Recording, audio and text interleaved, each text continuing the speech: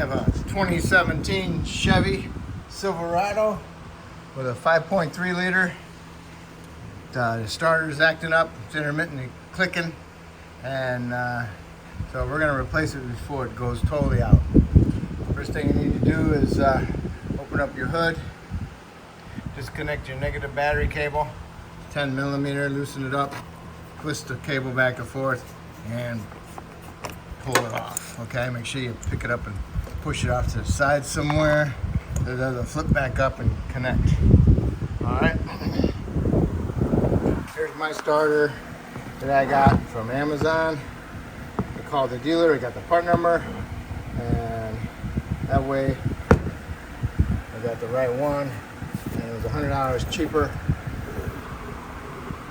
on Amazon than at the parts store. And according to the parts, like the Advanced Auto, there's 2 different starters to go on this one, so I wanted to make sure I got the right one, so I went by the VIN number. So this is the one I got from Amazon.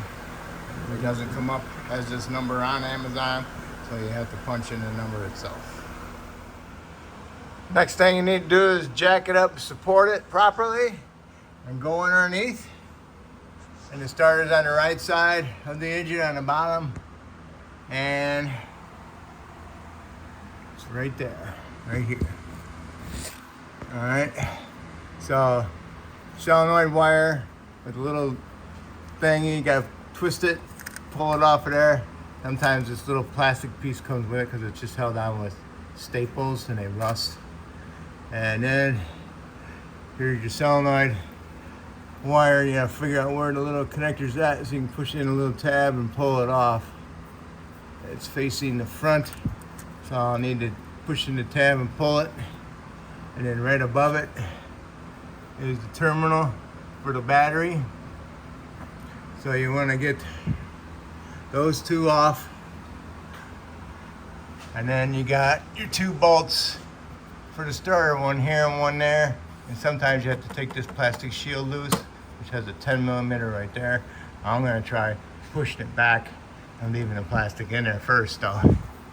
So I'll get my solenoid off, and I'll spray my power wire from my battery with some penetrant. That'll hopefully help it come off instead of breaking off. And I have to get some pliers up there to hold the other end. Okay. All right, there's this solenoid connector. See the red thing? That's a lock. So you need to pull that lock towards you with a little pocket screwdriver. Then you can push it on the tab. Ain't that nice? I used the pick, went up from underneath it, pulled the little black piece out. Not black piece, red piece out. And I looked through a little between the engine and the frame so I could see it. Actually, I looked through right underneath. And here's the half shaft and the frame. And there's the solenoid right here. So I went down from underneath here between the sway bar up through there, and I can get to it. Unplugged it, pulled a little red tab out, reached up in there through that hole I just showed you with a long screwdriver, hit the little tab on the solenoid connector, pulled the connector off. I tried my 1/4 inch electric ratchet, it wouldn't break it loose. So I had to use my 3/8 ratchet with the swivel head. Fought me all the way out. 13 millimeter. All right, got the 2 starter bolts out. The inner one I had to kind of like pull it down with it because of the plastic shield's in the way, so I might have to take that shield out of the way. So let's see. Golly gee. How about that? Here's a heat shield bolted to it. Right here with a 10. Okay? Gotta remove that 10. And don't forget to take your wire off of your solenoid for your main power. Get that out of the way. Take that 10 out for that heat shield. Alright, could have used a longer one. Use a swivel head 10mm ratchet. Now the starter's ready to, it fell down, ready to come out. Just hopefully I can get it out without removing the sway bar or anything like that. So here it is, just gotta keep kind of finagling it around. There we go. Just gotta turn it. There it is, turns like that. Make sure you go back up like that. Okay. Go ahead and match it up to the new one. It looks pretty exactly the same. Put a little bit of angle-seize on your threads on your solenoid. And remember, pick it up like that, put it back up in there. Okay, stick the starter up through here. Remember? Solenoid over here, starter here. Get it up there. Get it lined up, stick it up through the hole. Get it all the way up there snug. Let it sit there for a little bit. Go get your bolt and extension. Hold the starter up there against trans as much as possible. Get your bolt in there and get it straight. Thread it in with your fingers only. Once you guys start a couple threads, you can run it down a little bit. Leave it loose, okay? Go ahead and get your other bolt started. Remember that one was a little bit trickier because of the plastic. So be careful with it. All right, I got my 2 bolts started. This one, the inner one's a little harder to do because of the trans lines are in the way. You just gotta make sure you don't start it cross-threaded. Now all you need to do is get your heat shield bolt back in there, put a little bit of anti-seize on it, and get it started. The starter's loose, so I can wiggle it back and forth to help get my thread started on my bolt. Okay, I got my bolt started, and I got my little 1/4" electric ratchet up in there with a 10 swivel.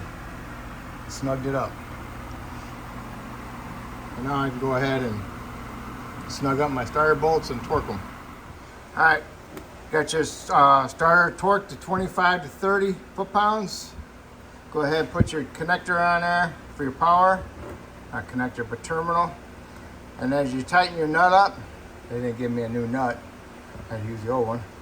As you tighten your nut up, make sure you center that terminal in here because it's got little tabs on it sticking out from the eyelet that they go onto the low spot of this. If you have it hanging up onto this plastic piece here, it's going to get kinked, okay? So just keep careful to center your terminal on your little stud there, all right? So be careful with that. And go ahead and snug that down best you can, and then you can go ahead and plug in your solenoid. Next you want to do is make sure you plug in your connector for your solenoid. Make sure remember that tab is facing towards the front a little bit. Push it in there, make sure it bottoms out, give it a little pull, see if it comes off. If it doesn't come off, push it back on there a little bit more if you can, and then go ahead and push your little insulator cover over it, and that will complete your starter. You can go ahead and lower it down and connect your battery.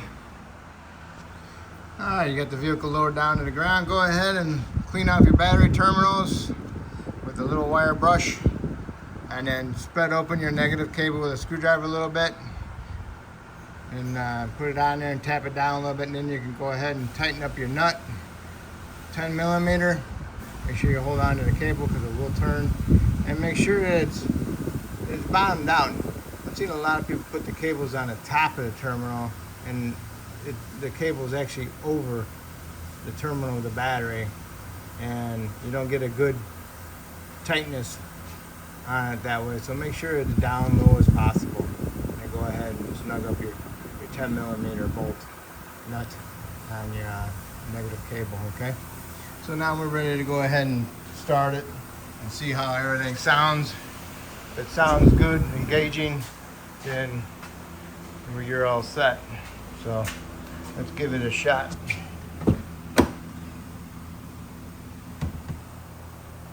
And this vehicle's got 153,000 on it. So let's see. Sounds good.